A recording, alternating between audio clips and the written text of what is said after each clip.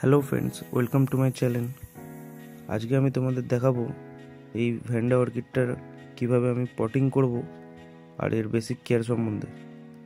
এই যে অর্কিডটা দেখছো, এটা হচ্ছে ভ্যান্ডা ট্রেসেলটা। এই ধরনের একটা কাঠ আর দড়ি আমি নিয়ে নিয়েছি। এই ধরনের কাঠ তোমরা খুব ইজিলি যে কোনো দোকান থেকে পেয়ে যাবে। তার মধ্যে কিছু আমি গর্ত করে নিয়েছি যাতে দড়িটা ভালোভাবে বাঁধতে পারি। তারপর আমি দেখে নেবো এই গাছটায় কীভাবে আমি প্লেস করবো। তার জন্য প্রপার মেজারমেন্টটা আমি নিয়ে নেবো যে কোন জায়গাটায় আমি গাছটাকে বসাবো, সেটাই আমি এখন করে নিচ্ছি। যেহেতু এটা ভ্যান্ডা গাছ, এটা গাছটার নাম হচ্ছে ভ্যান্ডা ট্রেসেলটা। এটা একটা স্পিসিস অর্কিড।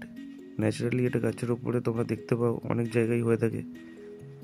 যেহেতু এটা ভ্যান্ডা প্রজাতির অর্কিড, এটাকে বেল রুটি রাখা যায়, কোনো অসুবিধা নেই।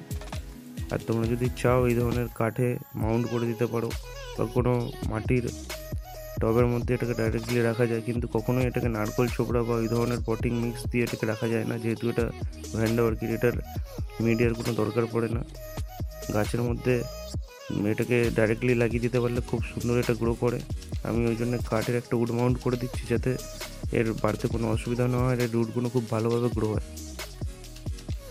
এর তোমরা যদি ভালোভাবে কেয়ার করো, তার জন্য তোমাদের একে দিনে কমসে কম 2 থেকে 3 বার ওয়াটার মিস্টিং করা জরুরি।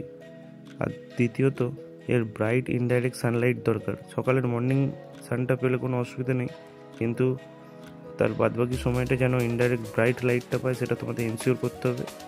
আর একে ওয়াটার মিস্টিংয়ের ব্যাপারটাও তোমাদের ধ্যান রাখতে হবে। এরপর উইকলি তোমাদের ব্যালেন্স এনপিকেতে স্প্রে করতে পারে, খুব ভালো। আর ফুল আসার সময় এর আগস্ট মাসের পর থেকে ওই সেপ্টেম্বরের সময়ের মধ্যে মোটামুটি বার্ডস এসে যায়। বার্ডসটা মোটামুটি 1 মাস মতো স্টে করে, একটু সুগন্ধ থাকে। তো তখন তোমাদের ব্যালেন্স এনপিকে বাদ দিয়ে একটু ব্লুমিং এনপিকে ইউজ করতে হবে, যাতে ফুলটা খুব সুন্দর আসে। আর এই গাছটা যে দেখছো, এই গাছটা আমি কিনিনি, ডাইরেক্ট পেয়েছিলাম রাস্তা থেকে কুড়িয়ে। দেখো কি সুন্দর আমি পটিং করে দিয়েছি। এরপর এটাকে ওয়াটার মিস্টিং করলেই আমার কাজটা সম্পূর্ণ।